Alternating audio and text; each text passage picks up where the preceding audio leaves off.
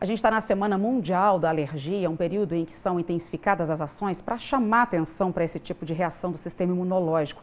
Esse ano o foco da mobilização gira em torno das alergias alimentares. O repórter Marcos Pena conta pra gente a história do Igor. O adolescente sofreu até descobrir que o que ele tinha não eram intolerâncias alimentares não, e sim alergia. Quando o Igor tinha 9 anos, ele comeu camarão durante as férias em Salvador, na Bahia. Uma experiência inesquecível, de tão ruim. Ingeri a comida, eu comecei a passar mal, fui no banheiro e eu vomitei. E a glote chegou a fechar, eu não conseguia respirar, mas como eu vomitei, o camarão saiu e eu consegui respirar de novo. A família não fazia ideia de que o estudante tinha alergia alimentar. E para descobrir foi uma luta. O Igor descobriu a alergia alimentar quando ele tinha só 14 anos de idade. Até então, ele sentia uma dor e um desconforto abdominal muito grande quando ingeria algum desses produtos. E a demora no diagnóstico foi tanta que o estudante desenvolveu até uma úlcera.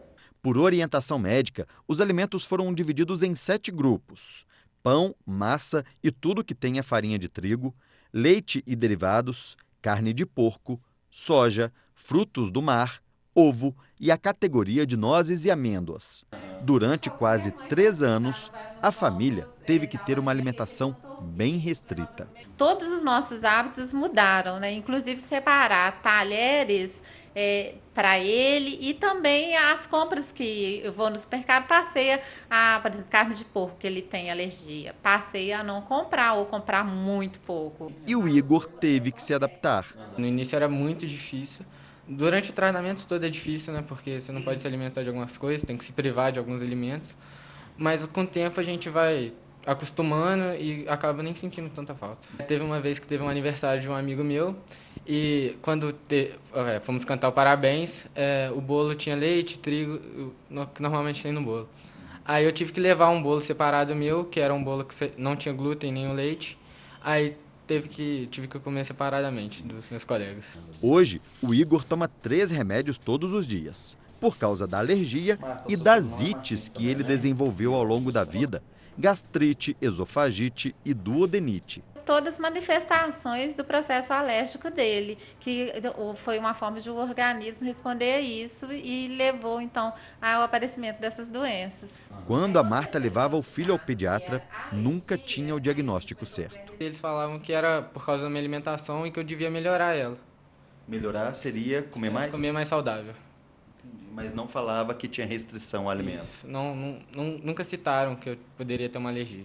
Entre os sintomas da alergia alimentar estão vermelhidão na pele e coceira, inchaço de língua ou de lábios, além de rouquidão, dor abdominal, diarreia e vômitos, congestão nasal, falta de ar e chiado no peito, aumento da frequência cardíaca, queda de pressão arterial e tontura. Eu hoje recomendo para as mães que, caso os filhos delas ainda mantenham dores abdominais, mantenham esses sintomas, procurem um gastroenterologista. Ou então um alergista também, né, que é importante falar, para descobrir qual tipo de alergia e você saber que é aquele grupo específico que tem, que o seu filho é alérgico.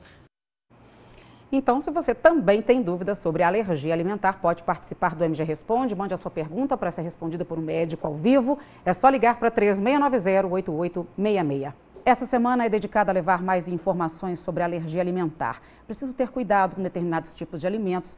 Quer exemplos? Leite de vaca, ovo, trigo, soja, amendoim, castanhas, peixes, frutos do mar. E dependendo, a alergia pode até levar à morte. Então se liga no MG Responde. O médico alergista Fernando Arestrup está no estúdio para esclarecer todas as dúvidas que você tiver com relação aos alimentos. Você pode mandar a sua pergunta pelo telefone 3690-8866. Boa tarde, doutor. Boa tarde. Obrigado por estar aqui. Nós já estamos lotados de perguntas. Vamos começar com a Lília. Ela diz que tem um filho com alergia alimentar grave, com vários alimentos. E ela quer saber se tem cura a alergia alimentar. A primeira questão é definir bem o diagnóstico. Muitas situações são confundidas com alergia alimentar. Os quadros graves iniciam geralmente com lesões cutâneas, as urticárias, mas caminham também para desenvolvimento de quadros respiratórios e até mesmo do chamado quadro anafilático. Esse diagnóstico tem que ser bem feito.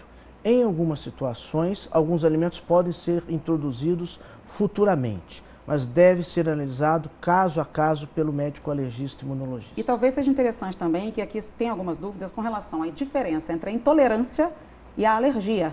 São duas coisas completamente diferentes. A maior dúvida que as pessoas têm é com relação à alergia à proteína do leite de vaca e à intolerância à lactose.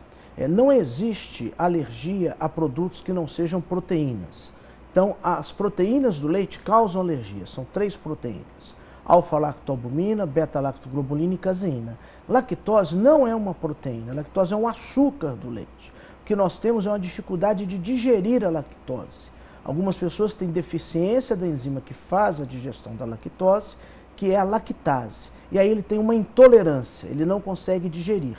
Por isso que os sintomas são gastrointestinais: vômito, náuseas, gases, enquanto nos quadros alérgicos nós geralmente temos manifestações cutâneas e em algumas situações respiratórias envolvidas. Isso pode ajudar. O Wesley, de Maripá de Minas, diz que tem uma filha que tem um diagnóstico de intolerância à lactose, mas ela toma o leite de cabra. Não está adiantando. Não vai adiantar. Porque ele diz que ela continua com sintomas. Primeiro é a questão da definição, né? Se nós estamos diante de um quadro de alergia à proteína do leite, ou se estamos realmente num quadro de intolerância à lactose. A lactose tem em qualquer tipo de leite de origem animal. E o leite de cabra, ele é mais de 95% semelhante ao leite de vaca. Então, nas duas situações, se ele também tiver alergia à proteína do leite, ele vai ter essa reação cruzada. Tá? Tem aqui uma dúvida da Rosilene, ela quer saber que tipo de exame precisa fazer para saber se tem alergia mesmo a algum alimento. O médico preparado para isso é o alergista imunologista. Ele no consultório ele consegue fazer um teste alérgico específico para isso, e em algumas situações ele também pode complementar a investigação com exames laboratoriais. A Natália diz que tem se alimentado bem, mas ela falou que surgem manchas e caroços vermelhos pelo corpo. Ela pergunta se isso pode ser algum sintoma de alergia. Pelo que ela está dizendo, sim, é um quadro de urticária. Agora, as urticárias têm causas alimentares e têm outras causas. Né? Podem ser reações a alimentos, mas também podem ser reações a medicamentos, ou pode ser tipo de urticárias crônicas, né? Ou seja, ela merece uma investigação. Tem alguém que não quer se identificar que pergunta se é possível desenvolver alergia ou intolerância alimentar depois de 55 anos. É possível você desenvolver em qualquer fase da vida, embora não seja o mais comum. O mais comum é durante a infância e a adolescência. A filha da Adriana do São Mateus tem 21 anos. Ela sempre, do nada, segundo ela, aparece com manchas quentes, avermelhadas pelo corpo, principalmente em braços e pernas. Já foi ao médico, o médico disse que é alimentação, mas as manchas aparecem e somem. Ela não conseguiu, fez vários exames, nada foi detectado. Ela já diminuiu o consumo de alguns alimentos, mas não sabe o que pode ter provocado essa reação, nem o que ela tem que fazer.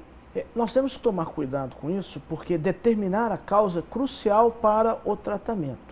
E normalmente as pessoas pensam em alimentos, e alimento não é necessariamente a causa dos quadros de urticária, como este caso. Então, deve ter uma medicação, uma averiguação específica com o médico especialista. Tá certo.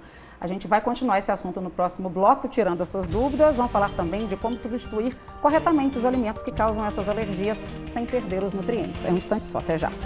A gente volta a falar de alergia alimentar, assunto do MG Responde de hoje. Para quem convive com isso, é sempre muito complicado saber como substituir os alimentos da dieta sem perdas nutricionais. Vou chamar agora o repórter Wagner Tolendato, que está com uma nutricionista, né, Wagner? Como é que é possível? Tem alguma dica para a gente conseguir substituir? Oi, Érica, muito boa tarde para você, para todo mundo. Olha, a principal dica é pedir a ajuda de um profissional. Não dá para fazer essa substituição aí por conta própria. A gente vai saber o porquê com a Débora Valadão, que é nutricionista. Boa tarde para você. Boa tarde. Débora, explica para a gente qual que é o risco quando a pessoa faz essa substituição por conta própria. Hoje a gente vê muito essas substituições sendo feitas sem a ajuda de profissional, e o que a gente vê são trocas, às vezes, de alimentos, por exemplo, o leite de vaca, que para a criança é uma fonte importante de proteína, sendo substituído por leite de arroz, que é basicamente carboidrato, então ele não tem a compatibilidade dos nutrientes adequada para essa fase de vida, né, para a criança, e também alertar, né, os pais, a diagnóstico é essencial do alimento realmente que está causando essa intolerância, para que a gente evite as contaminações cruzadas, que também geram geram reação nessa criança. Então, muitas vezes a colher, né, a vasilha, o liquidificador, nos casos mais graves, tem que ser separado. Mas para isso eu preciso saber qual alimento essa criança precisa evitar. Ô Débora, quais são os principais alimentos que causam alergias? A gente atualmente tem diversos tipos, mas os mais frequentes é leite de vaca, né, a proteína do leite, ovo, a clara do ovo principalmente, o que tem glúten, né, o trigo, a aveia, a cevada, centeio, alguns aditivos alimentares também, é importante a gente lembrar, alguns tipos de corante também são frequentes causadores de alergia. Qual que é a consequência quando essa alergia é descoberta aí tão tarde? Muitas vezes esse indivíduo, né, seja criança ou adulto, já sofre às vezes de algumas reações alérgicas pulmonares, né, no trato respiratório ou na pele. Isso às vezes gera marcas, gera desconforto por muitos anos. Então, depende da gravidade, isso pode realmente levar a lesões em tecidos e órgãos, mas normalmente quando você faz a retirada, esse indivíduo consegue se recuperar. Débora, muito obrigado, viu, pela participação. Tá aí, Érica, por isso sempre é importante a ajuda de um profissional. Volto com você. Sempre. Obrigada, Wagner. A gente continua aqui agora respondendo então as dúvidas que continuam chegando para a gente. Doutor Fernando, a dona Carmélia, ela disse que o neto dela come muito ovo. Ela tem duas dúvidas. Se tem algum problema comer essa quantidade de ovos, ela não diz quanto. E se isso também pode causar alguma alergia, se tem alguma relação também com intolerância à lactose, porque ele tem intolerância à lactose. A questão de comer em excesso qualquer alimento não é bom. A alimentação tem que ser o mais equilibrada possível. Agora, isso não vai fazer com que ele fique alérgico a proteínas do ovo. Nessa idade, ele não ficará mais. Né? Não tem nada a ver com intolerância à lactose. Aqui, mais uma vez, é importante diferenciar. O processo alérgico é uma reação imunológica. Intolerância à lactose é uma reação de dificuldade de digerir o açúcar do leite. Portanto, são coisas diferentes que devem ser abordadas de modo diferente. A Maria de Fátima, do Bandeirantes, diz que tem alergia a qualquer tipo de conserva. Pergunta se tem alguma relação desses alimentos. Isso tem que ser investigado. Alergia a corantes e aditivos alimentares existem, mas não são comuns. É muito mais uma lenda, ou a pessoa fica procurando um culpado. Né? Ela tem algum outro tipo de processo alérgico, tem algum outro tipo de causa, mas a investigação não é feita adequadamente e ela procura um culpado. Se o culpado foi uma conserva que ela comeu aquilo naquele dia, ela coloca aquilo como a causa. Então, cuidado com isso. Né?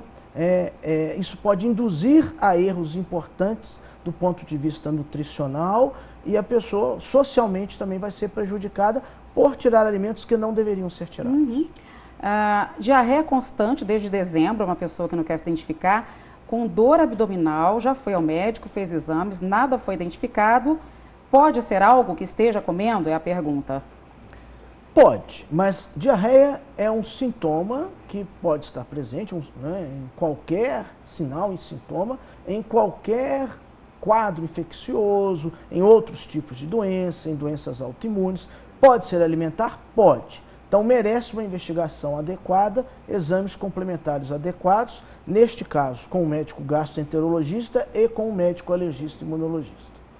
A Lucimar do Amazonas diz que sente muita dor abdominal, dor de cabeça, diarreia intensa, também quer saber se pode ser alergia, qual médico ela deve procurar. Você já falou, mas não custa a gente repetir aqui, né? Qual profissional? Sim, em caso de alergia alimentar, o médico adequado para o diagnóstico é o profissional especialista em alergia e imunologia, porque nós definimos a causa. E a partir disso, podemos ter um atendimento multiprofissional, por exemplo, com orientação de nutricionista, nos ajudando a ter uma adequação da dieta. A Ana Paula pergunta, ela tem um neto alérgico à proteína do leite, ela quer saber se é verdade que à medida que a criança for crescendo, essa alergia pode sumir. Depende. É alergia ou é intolerância? O processo alérgico pode sim, com o passar do tempo, acontecer uma regressão. Agora isso está acontecendo cada vez menos. Há pouco tempo atrás, uma pesquisa saiu que a média era de 60% a 70% das crianças, quando cresciam, principalmente para alergia à proteína do leite de vaca, poderia haver uma dessensibilização. Mas isso está ficando um pouquinho diferente. Né? Tem pessoas que podem manter a alergia à proteína do leite de vaca até a adolescência e, inclusive, a vida adulta.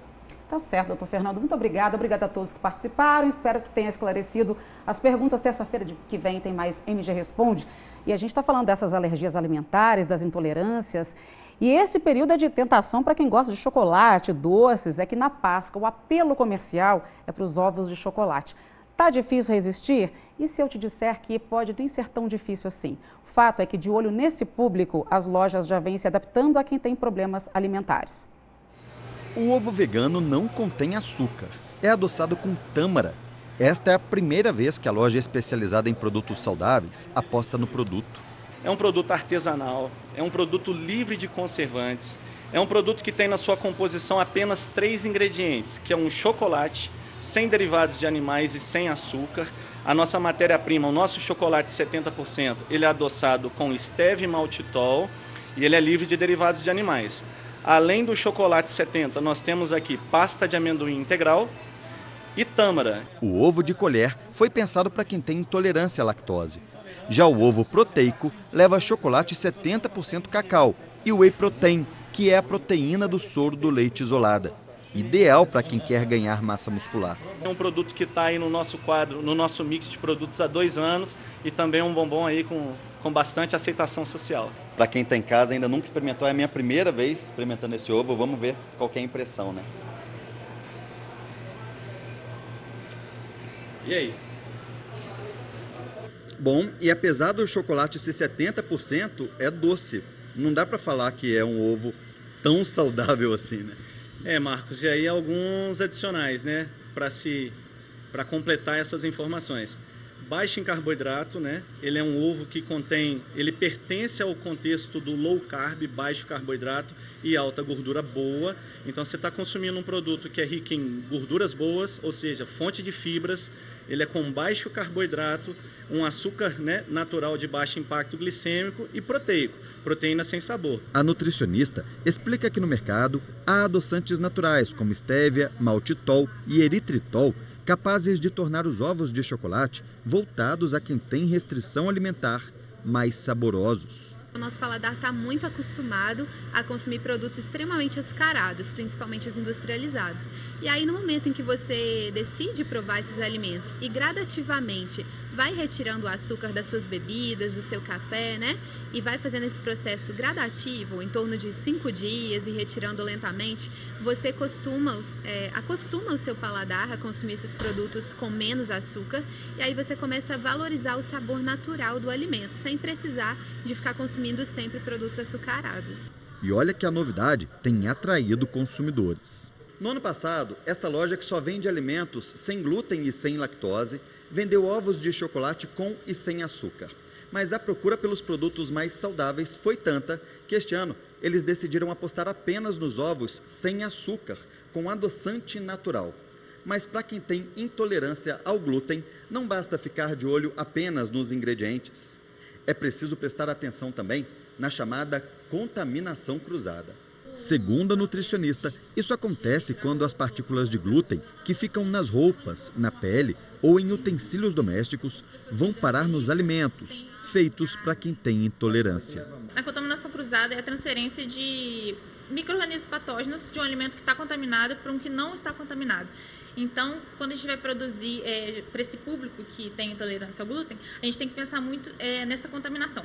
Então, no que a gente passa na rua, numa padaria e entra para o ambiente de trabalho com essa roupa, pode pegar resquícios do glúten e isso contaminar o alimento. Então, sempre está prestando atenção com a roupa que você está utilizando, não trazer alimentos de fora para dentro do trabalho para não ocorrer esse tipo de contaminação. Que os utensílios sejam exclusivos para os alimentos sem glúten, os fornos, as facas, as tábuas, para que não haja nenhuma contaminação ao alimento que é sem glúten.